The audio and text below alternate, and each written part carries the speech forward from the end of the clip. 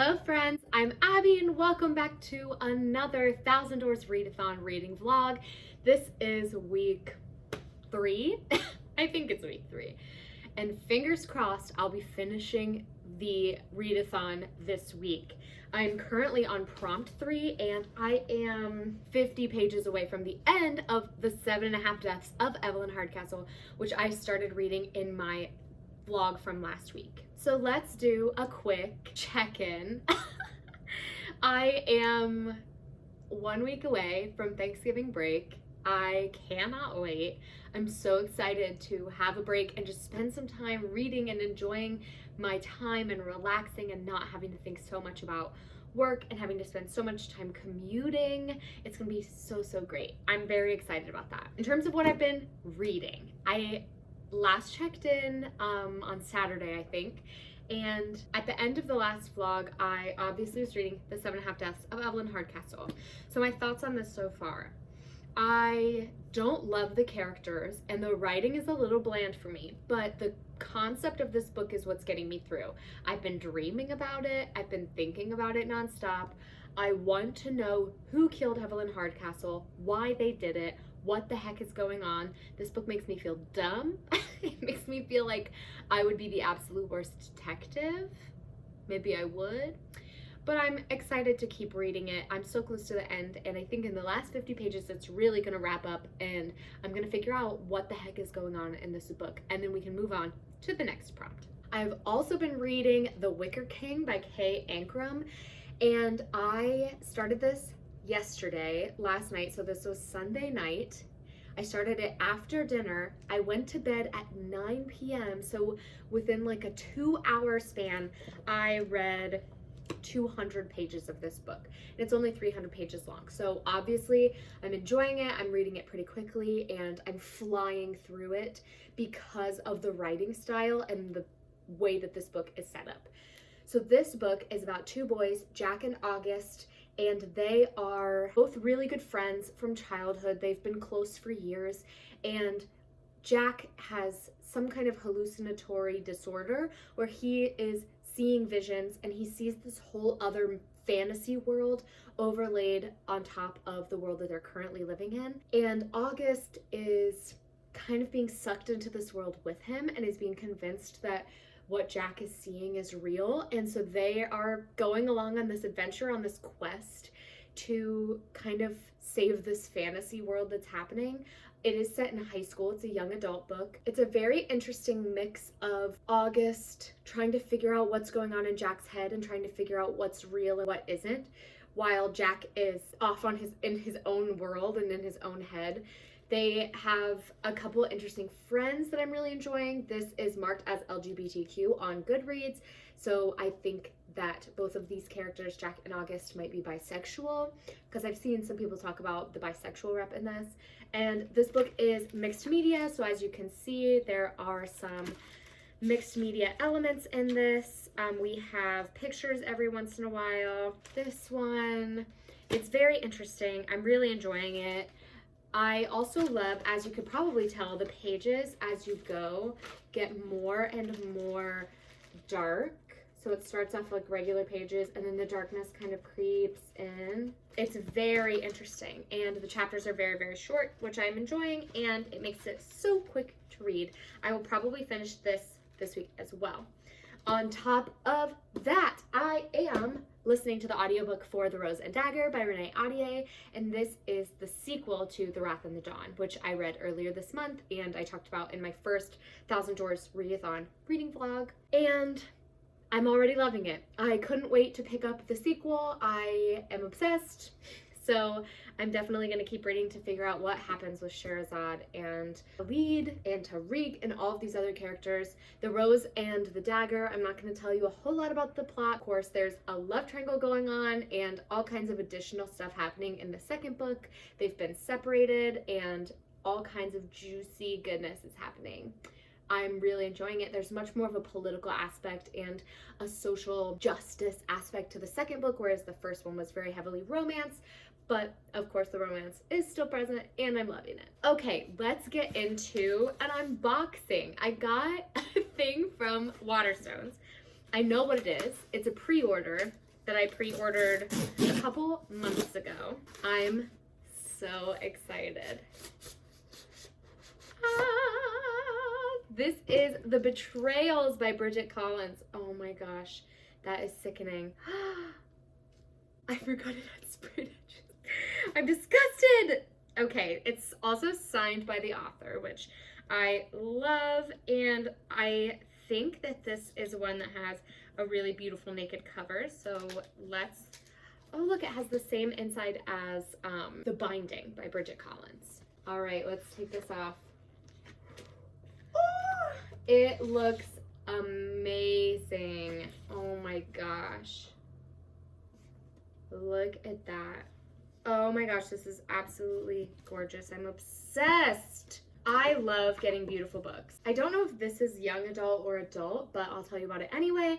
So The Betrayals is set at an exclusive academy in the mountains, and they're trained in this like martial arts. And this student returns back after a disgrace that happens to him. The school has changed since he's been there, and he meets this girl, Claire, and they kind of have this immediate connection, like they've met before, but he really doesn't think they have. And I heard that there is like a magical battle, or like a jujitsu type battle in this, which I think is going to be really interesting. I'm gonna be honest, I bought this because it was set in an exclusive academy. It seemed like it had very dark academia vibes, and of course, this book is absolutely gorgeous, and I have always missed the Waterstones exclusive editions. I never make the decision in time, or if I do see it, I'm like late to the game. So I wanted to get this before it sold out, and I'm so happy that I did. Okay, that is The Betrayals.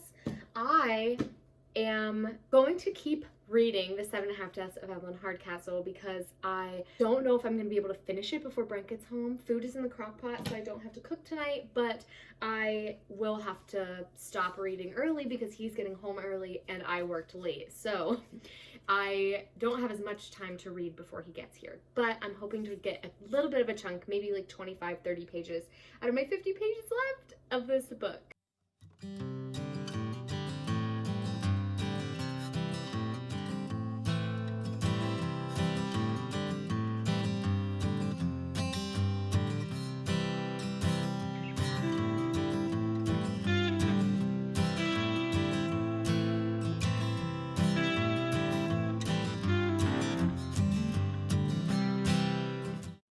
I just finished The 7.5 Deaths of Evelyn Hardcastle, and I think I'm gonna give it 4 stars, 3.75.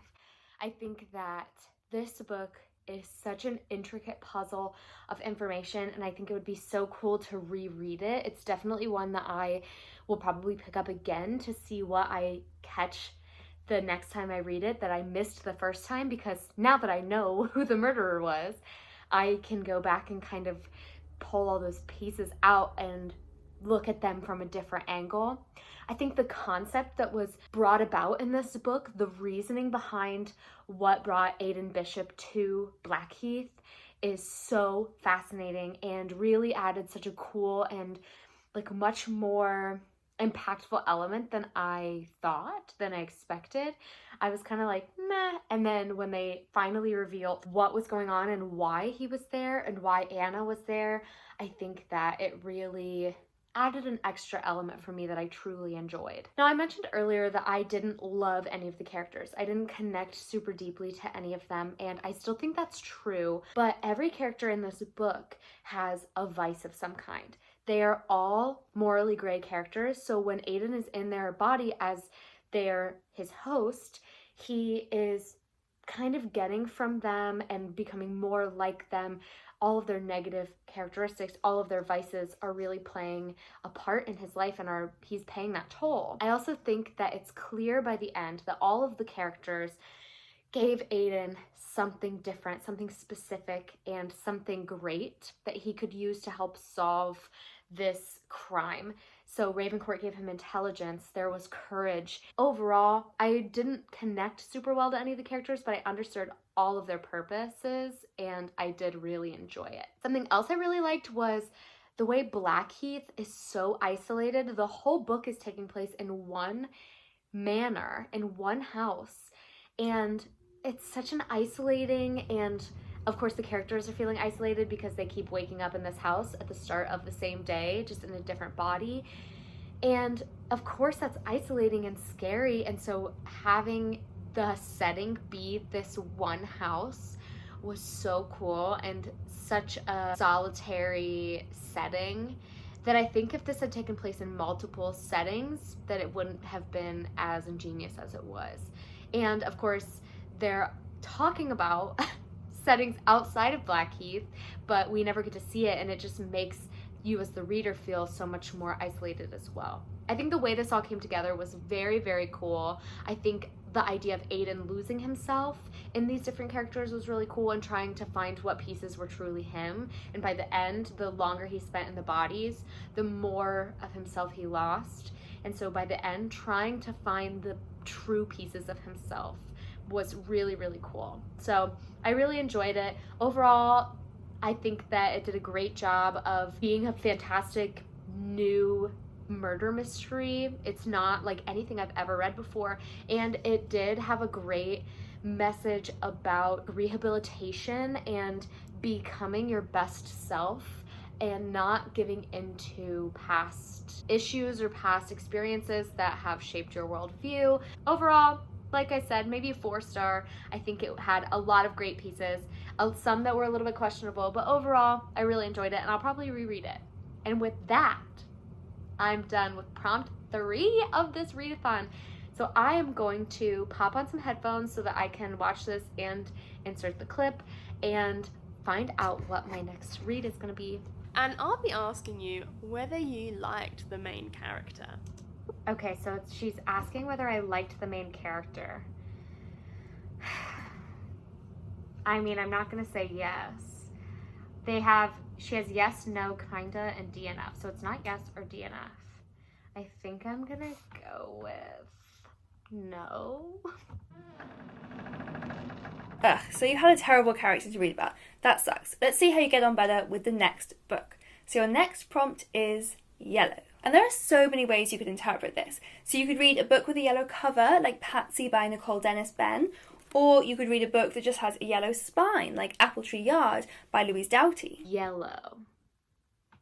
I don't know if I have any yellow books. I'm gonna go look at my bookshelf, find all the yellow books I can, and see what I've got. And I'll be right back. Okay, so I don't have any that are a true yellow.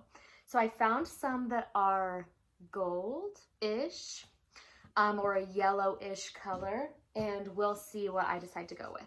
So the first choice is A Deadly Education by Naomi Novik, and this is mostly black, but the spine is kind of like a gold yellowish color. So we have that.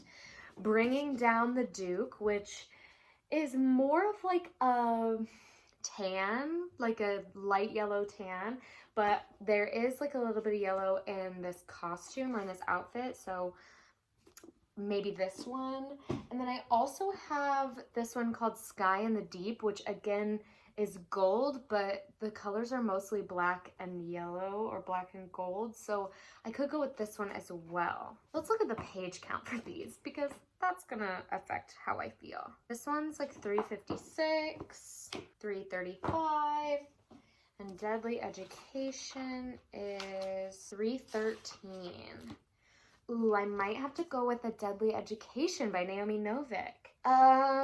Yeah, I think that's what I'm gonna go with. As soon as I opened it up, the end pages are yellow and the naked cover is yellow, which I think is just a sign that this is the one I should pick. I'm so happy to be home. I just finished filming a video. I filmed a quick video this time. It was my end of the year book tag, which you will see before this video goes up, so check that out if you haven't seen it already. You know what I'm saying? So let's check in. I didn't finish or read much at all of A Deadly Education yesterday. I really just hung out. I didn't even finish the first chapter, honestly. What I did finish yesterday was The Wicker King. I got through the rest of it. I really, really enjoyed it. I think I gave it 5 stars on Goodreads. It's definitely close to a 4.5 for me, but honestly, I'm obsessed with this book. It has such great points about mental health and kids who don't have adult connections that can help them through situations that they're going through, who feel like they're so alone. As a school counselor, this book really connected to me because I just watched what these kids were going through and thought about how an adult stepping in could have helped with the situation. And I think at the end, there's this really beautiful note from the author. And if you're going to read this book, please read the note from the author at the end, because I made it through the whole book, really, really enjoyed it. I read the note from the author and I cried. So if you're gonna pick this book up, make sure you read the note from the author, because you're gonna want to. All right, I have to cook dinner. I have to do things, be an adult. Ugh, but then I'm gonna read. So it'll be a good night. Oh, I also forgot to tell you guys, last time I checked in, I decorated for Christmas this weekend. I didn't decorate the tree, which maybe I will film Brent and I decorating the tree, but we did go through the house and put the fall decorations away and find places to put things for our Christmas decorations, because this is our first Christmas in this apartment. So we did decorate. There you go.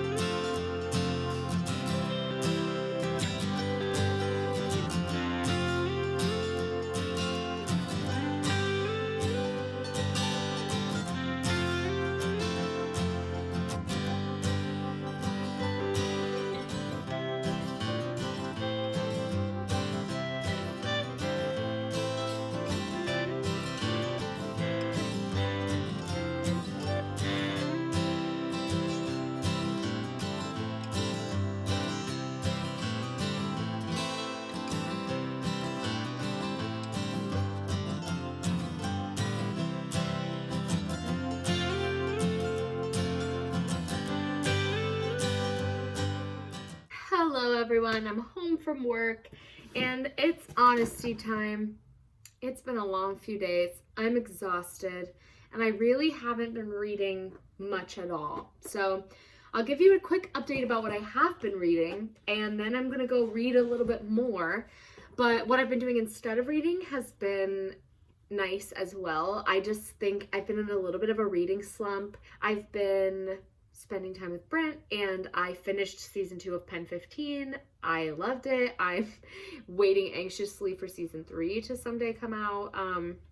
But I've just been relaxing, enjoying my time at work, working hard before Thanksgiving break. So haven't been reading a whole lot. But like I said, I'll update you on what I have been reading. So in the car ride on the way home today, I finished the audiobook for The Rose and the Dagger, which is the second book in the duology of The Wrath and the Dawn. So I finished that duology today, which makes that the second duology that I finished this month, which I think is really interesting. I loved it. It had everything I was looking for in a sequel.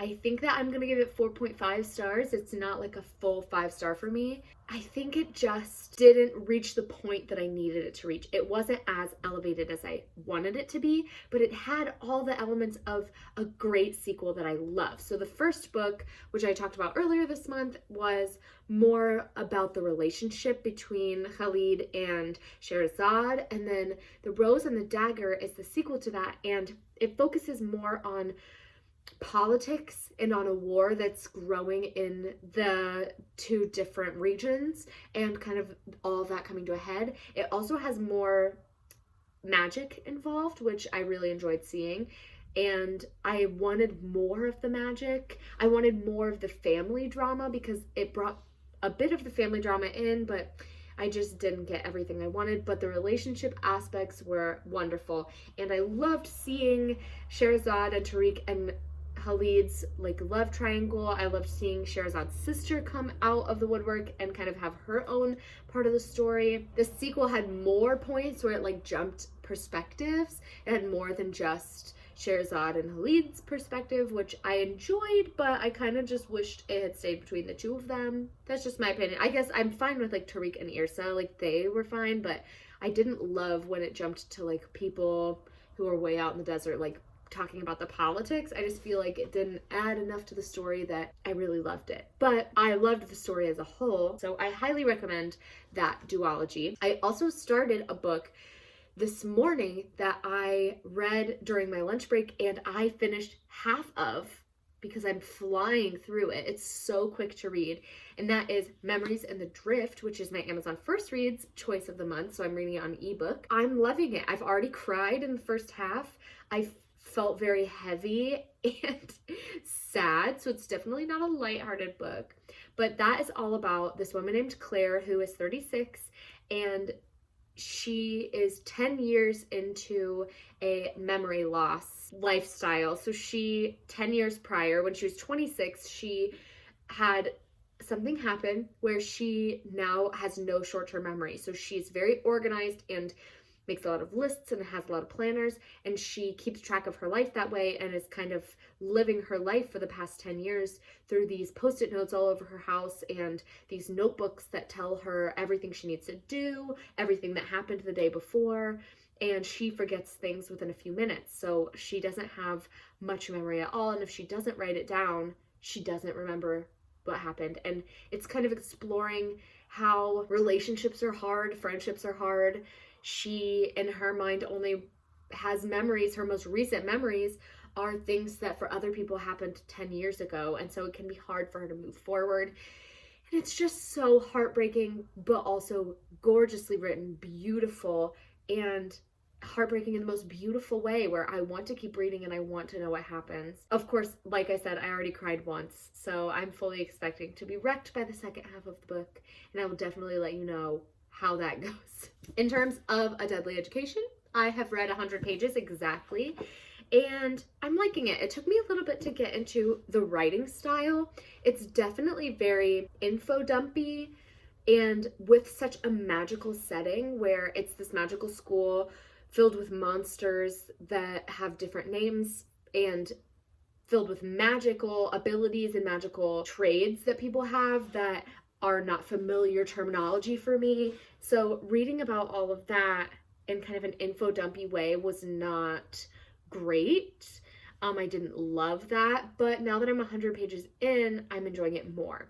There's not much dialogue in A Deadly Education so far, and I think that's made it a little bit harder for me to get into because it's mostly just what's going on in Elle's head. But I'm hoping that I like it more as we keep going because now I'm a third of the way there, and I don't know if this book goes into they're juniors in this book, and I don't know if it goes into their graduation for senior year, but we just have covered like 1 week of time in 100 pages, so I don't think that it will, especially because this is a series. But I do love Orion as a character. He is very interesting, and this kind of idea that you can't go anywhere by yourself because it's too dangerous and you'll probably die. People die left and right every day at this school. And the idea that you kind of have to create a pack of people and find people who will protect each other, create alliances. And Elle in the book is such a loner, and people are very put off by her because of her magical abilities. They're much darker than everyone else in the school. So she's having a really hard time making those connections. She meets Orion, who is like the hero of the school, and he saves her life a couple times, and she's real mad about it. She's big mad. They kind of, I think, have a friendship, maybe a relationship that'll start up at some point. I'm really enjoying it. I'm hoping that it gets a little more intense. I think that the premise of this book is fantastic and is so interesting. It's giving me very reminiscent vibes of Nevernight by Jay Kristoff. Just the setting, I think, is very similar with this school filled with deadly children who are like trying to kill each other, and they can't go into each other's rooms past curfew, which is definitely reminiscent of Nevernight. So I don't know. I think it's interesting, and I think that it is going to get more intense because right now not a whole lot has happened. So I'll definitely let you know. My plan is to sit down and read for an hour before Brent gets home and we eat dinner together. So I'm going to go read a little bit and I'll check in.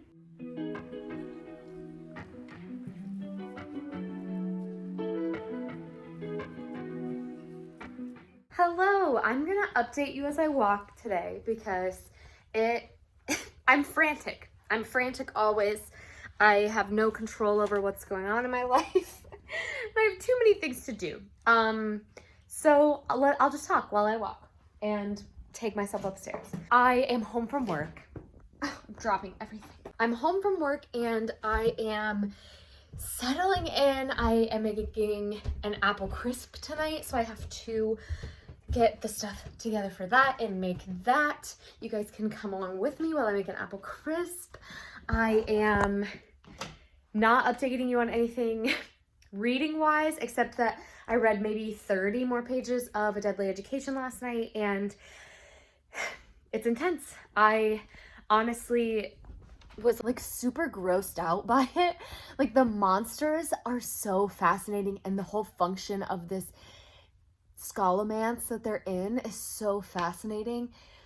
I'm really enjoying the world building and like the discussion of all these different like so unique monsters, like the idea that all of these monsters are different and have a different type of magic that will defeat them, and they have different strengths and different, I don't know, areas that they live in. It's just so fascinating discovering this world. I'm not loving the writing still. It's hard to get through, and the chapters are like 30 pages long, which doesn't help.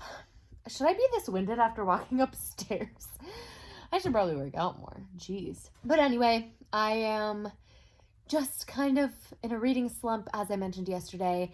And I'm sorry I'm not updating you more, but I'm on Thanksgiving break now, so I will probably update you this weekend a little bit more. And Monday and Tuesday are going to be the last 2 days of this reading vlog because I have those 2 days off before Brent gets off of work for Thanksgiving.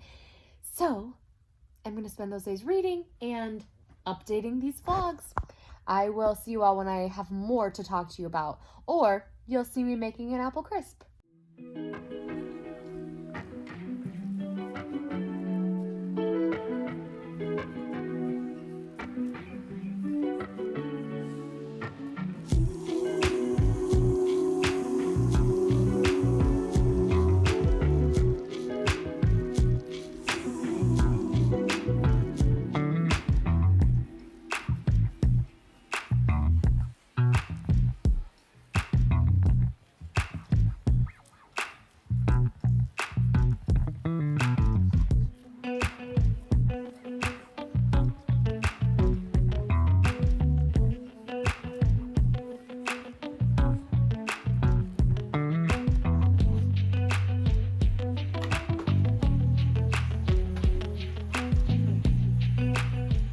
Good morning. It is a rainy Saturday morning, and I thought I would update you and let you know about what I read last night. So I did get to like 213 pages in, and I really don't know how I feel about it.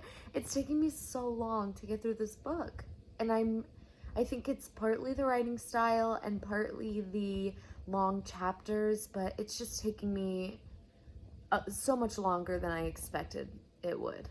I think that the idea of the book and the concept of the book is great, but I feel like in the past 200 pages, nothing has happened. Like, I literally can't think of a single thing that's happened. So I don't know. But I feel like I'm enjoying it. It's a very complicated feeling. But anyway, I'm gonna spend today reading a little bit and relaxing. We'll see how far I get in this book. It's only 300 pages, so you'd think that I could finish it today, but I don't know. I guess we'll see. So in terms of what's happening right now, I would say the main conflict of this book so far has been that our main character, Elle, is very sassy and she gives off strong vibes of like negative energy is kind of how she describes it, and she really wants to find an alliance before they get into their senior year, because they're currently juniors, and senior year, really only the people who are in an alliance can make it through to the end. There are these groups of kids called enclaves, which are basically like super privileged magical kids who are in giant groups from big cities all over the world, and they kind of gather magic from each other, so they don't really have to worry about whether or not they should use magic or where they're getting their magic from. It all is just part of their enclave, and she kind of has always wanted to be part of that so that she didn't have to worry about it anymore. And now she's starting to question whether that group is where she truly wants to be, because she kind of has a couple opportunities to get in with them, and she is really mean to them instead and is very sassy and doesn't accept their invitations. So she's starting to think maybe that's not the path that she wants to take. So that's probably been the biggest thing. Then of course there's the relationship aspect. There is this guy Orion who's saving people, and I guess he's like never really been close to anybody before, and now he's hanging out with Elle, and his whole enclave are kind of shocked about that. So I think there might be a relationship forming there, but I have a feeling based on how few pages I have left that it probably won't happen until the second book, if anything does happen. Because right now they're just friends who kind of are looking out for each other, because he can't be attacked by these monsters, or the monsters aren't attracted to him, so they're not trying to find him, whereas Elle is like attracting all of the monsters. I think that the monsters are my favorite part, as I've mentioned, and the idea of the school is my favorite part. It is so fascinating, and I think that is kind of the strong point of this book, is the concept of the school, of the Scalmance. So on top of trying to find an alliance, there are monsters that are getting into the school somehow, that they're trying to figure out where and why it's getting in. So I think more of that might come into play. But overall, it's been, as I mentioned, pretty slow. Not a whole lot of big plot things.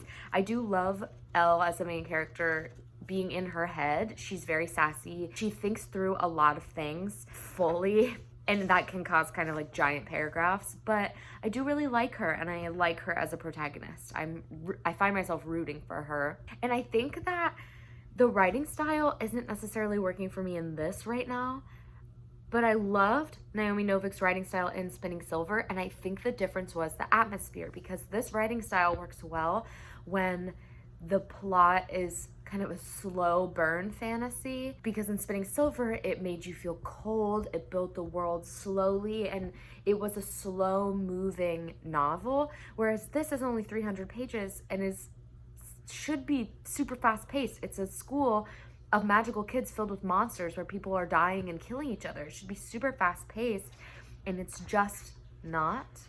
So I don't know. I'm gonna keep going. I've thought about DNFing it a couple times just because it's taking me so long, but I really don't want to. I want to finish it.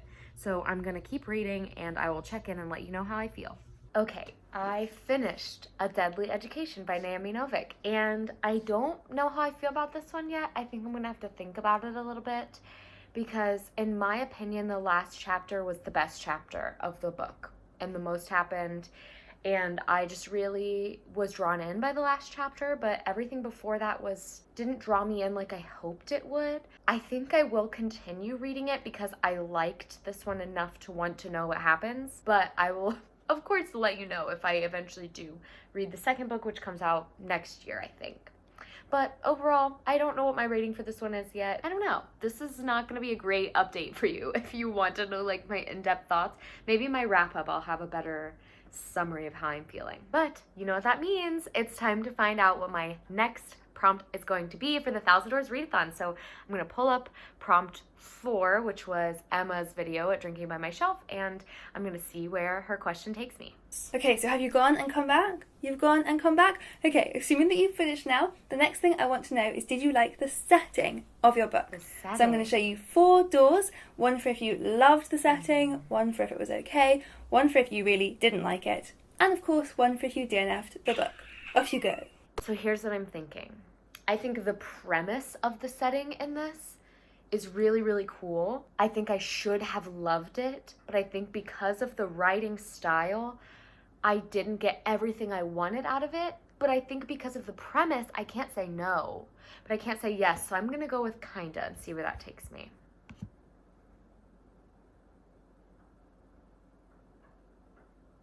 It's Joel. Hello friends, and welcome through your very next door. My name is Joel and I run the booktube channel Fictional Fates, and I'm really excited to be giving you your very next prompt. You chose this door because you only kind of liked the book that you just read, and so I'm very happy to give you a prompt that will hopefully deliver you a better read. The viewers on my channel really know that I like swords and I like weapons and I just love how sharp a blade can be. And so your very next prompt is to read a book with a weapon. Now, you can interpret this in many different ways. If you think magic is a weapon, you could read A Darker Shade of Magic by V.E. Schwab. If you want to go a bit literal and have a weapon on the cover, you could pick something like Chain of Gold by Cassandra Clare, which has a sword on the cover, or The Subtle Knife by Philip Pullman, which has a knife on the cover as well. Or if you're like me and is someone who values the lovely nakedness of a book, you can pick something like The Guinevere Deception by Kiersten White, which has a sword on the nakedness. And so I hope whatever you choose, you enjoy it, and bookmark this video right now so then when you finish your book, you can come back here and so I can help you guide you through your very next door. Okay, so Joel gave me the prompt to read a book about a weapon, or that features a weapon, or that has a weapon, something to do with a weapon. So I'm gonna go find all of the books that I think could work for this, and I'll bring them back to you. Okay, so I found 4 that I think could work for this. The first one is The Starless Sea by Erin Morgenstern, and this has a sword on the spine, so of course that is a weapon. Sky and the Deep by Adrienne Young has a axe right there on the cover. Scythe has a weapon clearly on the cover and also is named the name of a weapon. And then These Violent Delights also has a sword on the cover. So I'm a little... oh, I'm stumped. Okay, so it's down to these 2. These Violent Delights and Scythe. These Violent Delights was my book of the month choice for the month, but I've had Scythe on my TBR for a very long time and I really wanted to read it this month. You know what? I think because it has the title is a weapon and it has a weapon on the cover, I'm gonna go with Scythe by Neal Shusterman. This is a YA dystopian or utopia novel set in a world where there's no more natural death. All illnesses have been cured and everything is everyone lives forever basically. You'll never die. And to stop overpopulation, there are groups of people called scythes. I think that is the name of them. And they go kill people. They're trained to randomly kill people so that they can handle overpopulation. And I think that this focuses on 2 teenagers who are being trained as scythes and maybe don't want to be scythes. So I'm very excited to read this and I'm very happy that I added it onto my TBR for this month. It's, again, a little hefty. I haven't been easy on myself, but I have all of Thanksgiving week to read it. This is 433 pages, so it's a hefty one, but I think that I'm really going to enjoy it, or I hope I will. This is the start of a series, so I'm really looking forward to reading it. I did finish Memories in the Drift, and I loved it. I think I'm going to give it 5 stars. It was predictable, in my opinion. Like, I saw all 3 twists coming before we got to them, but not necessarily from the beginning. I just figured it out as we were going along. But I think that everything that happened was exactly what I wanted to have happened. Also, I cried multiple times, including the whole last 20 pages. I didn't subject you all to that this time because it wasn't my choice for the 1,000 Doors Readathon, but I did have a serious emotional connection to the characters and to the story. I think it was really, really well done. It was my Amazon First Reads choice of the month, so if you don't have Amazon First Reads and you have a Prime account, I would highly recommend getting that and then downloading Memories in the Drift because it was a great one. My Amazon First Reads has been very hit or miss. I have loved 2 of the books that I've read on Amazon First Reads, but I've hated 1, and then the rest are kind of in the middle. So, I don't know. I'm still going to use it. I've found some really great books from it, but it is very hit or miss, in my opinion. Well, I'm going to go cuddle up on the couch, keep reading. Good morning, everybody. It is week, 4 I'm kind of lumping today and tomorrow into last week's vlog because I only have a little bit left of Scythe, maybe 200 pages left, and I think I'll finish it in the next 2 days. So rather than do a whole week vlog where I read 200 pages, I figured I'd just lump it in to the end of last week. But I'm very excited to be almost done with the 1,000 Doors Readathon. So I, as I mentioned, have read maybe half of Scythe this weekend. I'm loving it. This is young adult dystopian, which is something I haven't been reading a whole lot of recently because I think after the wave of like the Hunger Games, I read a lot of young adult dystopian and I just wanted a break from that, and I kind of felt like all of them were the same or were following very similar things, but this is very different. It is a similar like utopian society, and the goal of the book is to show, you know, that utopian societies aren't real. They don't all exist in a utopia. Like, you can't get a utopia. There will always be something. Even in this world where all natural death doesn't exist, there are still problems. And there is something called the Thunderhead, which is kind of like the cloud, but like on crack. It's like all of the information, all of the things you could ever know are stored there, and they have cameras all over the world that are tracking every single thing every person is doing, so nothing is private, and I love that aspect of it. I'm sure that that comes more into play as we go further into the series, kind of like the Hunger Games, where the first book was about the Hunger Games and then the next two were more about society and like taking it down.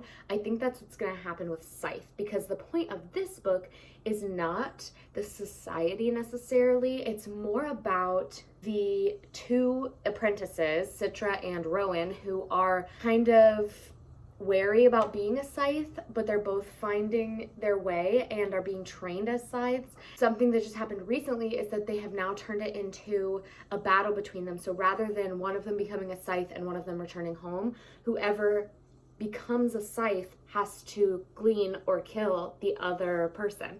And they have like a little tiny bit of a romance going on.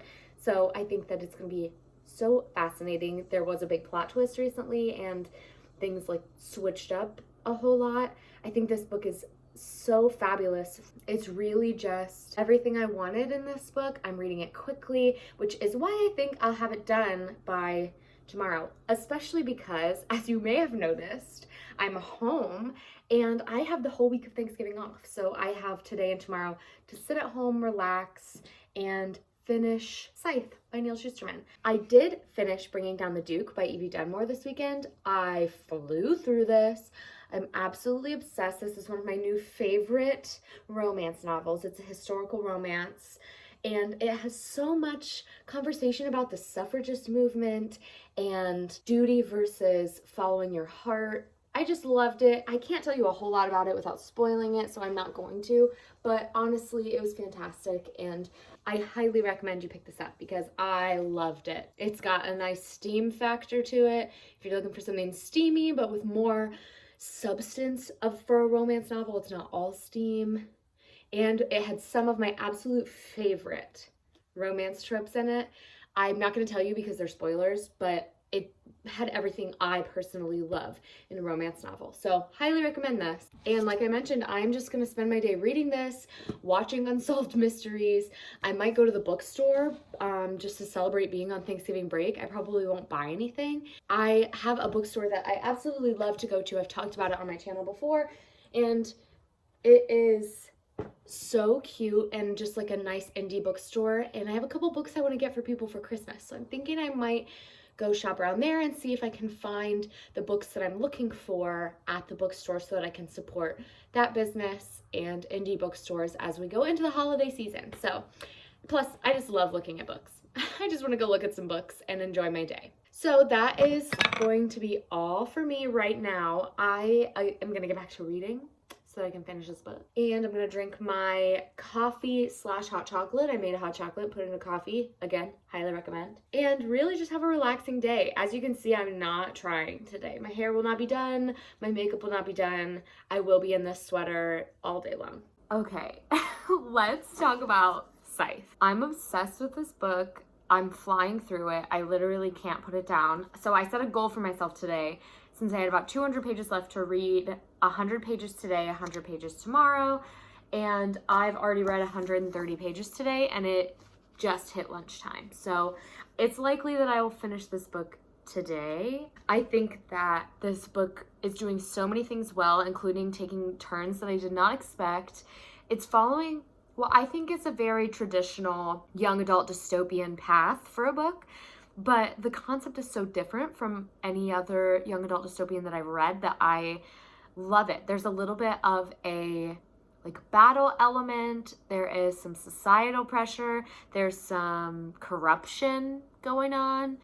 In addition to that, there is miscommunication and some romance going on because Citra and Rowan have been separated, and so their communication has fallen off. They can't communicate with each other, and so there's the added element of not knowing what the other person is thinking and what their intentions are. Plus, something interesting about this book is that, as I mentioned, the Thunderhead is like the cloud that holds all the information, and it functions as like a sentient being unless you're a scythe. And if you're a scythe, it basically just functions as an internet search. So you can search things, but it won't talk back to you. And I think that that concept is so cool, and it is amazing to see books like this that are showing technology that could happen in the future. It's using what already exists in our world and building upon it and making it so that you can see what the struggles might be and what the world might look like if we continue on this path that we're on technology-wise. I just think it's really interesting and very fascinating. I love the main characters, and a big twist just happened that kind of goes off from what the book was originally about, and I love when it does that. So I'm enjoying it. I am gonna maybe take a break from reading and watch some TV or go to the bookstore and let you know when I have read more of this.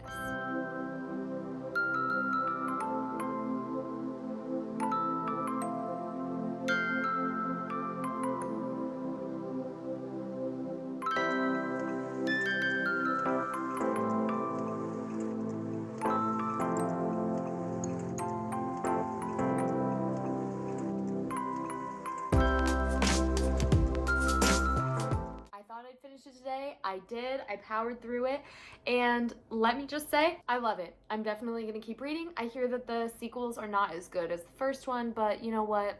I loved it, and I'm going to give it 5 stars because I think it is everything that I wanted from a young adult dystopian novel. There were twists I didn't see coming. There was an overall theme of standing up for what you believe in, even if everyone around you is telling you not to, and holding on to the humanity inside of you that makes you proud of who you are. I just think it did so many wonderful things, and I love where it went. So I'm definitely going to keep reading, and I think that this was definitely worth the hype that I've seen on BookTube. I've heard a lot of people talk about it. I thought maybe the hype was a little overblown, but I disagree. I think that this is a fantastic young adult dystopian novel, and I really enjoyed living in this world for a couple of days, and I'm definitely going to keep reading the books, so I can't wait for that. On that note, let's watch the next video and see where my prompt takes me for the next prompt. I think I'm done. I think it's just gonna take me to the end, but who knows? Let's see. Okay, you're back. Did you like the book? Did you hate the book? Tell me everything. And no matter what, I hope you have a very excellent time during this readathon. And so, until the next time, bye friends. Okay, I was right. I am finished. The next video says congratulations finished, so let's see what it says.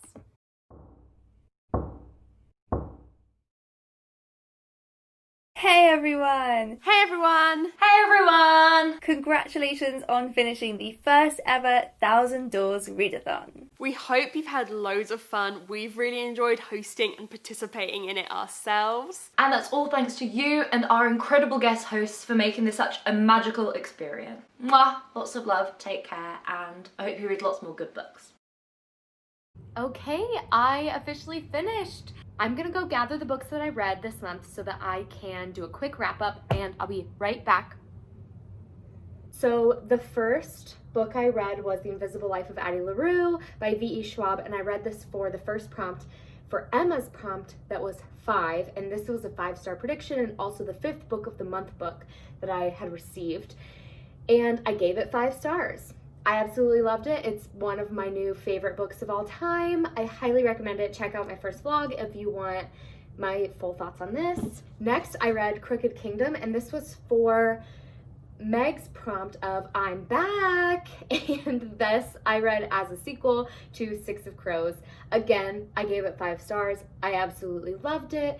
It is not one of my favorites of the year because Six of Crows was my absolute favorite, and this I don't think quite reached where Six of Crows was in my opinion, but I loved this and it was a great end to the duology. Next, I read The 7.5 Deaths of Evelyn Hardcastle, and this was for Meg's prompt again for I'm sick of these games, and she said you could pick a book based on a popular game, and she specifically mentioned Clue, and this book gave me super big Clue vibes, and it's all about finding a murderer. It's a murder mystery, and I ended up giving this one 3.5 stars. I didn't connect super deeply with the writing, but the concept of the book was really interesting to me, so it still deserved 3 or 3.5 stars in my opinion, but I didn't love it as much as I hoped I would. Next, I read A Deadly Education by Naomi Novik. Had similar reactions to that, but the prompt for this was Yellow by Emma, Drinking by My Shelf, and I picked it because the end pages and the cover is yellow, and it's yellowish on the outside. It's more gold, but Book of the Month doesn't do the gilded gold. It just has like the imprinted, so since it wasn't shimmery, I counted it as yellow. But yeah, I read this for the yellow prompt. I gave this 3.5 stars as well. I didn't love the writing. I thought it took me way too long to get through, but I liked it enough that I think I'll keep reading the series since this is the first in the Scholomance series. And as you know, I finished off with Scythe. This was the prompt for Weapon by Joel from Fictional Fates, and I chose it because there's a scythe on the front and the title is Scythe, which both are weapons. And I'm gonna give this 5 stars. I absolutely loved it. So out of the 5 books I read, I had 3 5 stars and 2 3 or 3.5 stars. So a little in the middle reading wise, but I did find 3 fantastic books in this readathon. I hope you all had so much fun following along with me. I'm now gonna spend all of tomorrow, since I finished early, editing this video so that I can get it up for you by Thanksgiving, fingers crossed. So thank you all so much for watching. I hope you all are having a happy, wonderful Thanksgiving break or Thanksgiving day. I hope you're staying safe and healthy. And please like, comment, subscribe, comment down below if you participated in the readathon or if you're reading anything great over Thanksgiving break. And I will see you all next time. Bye, friends.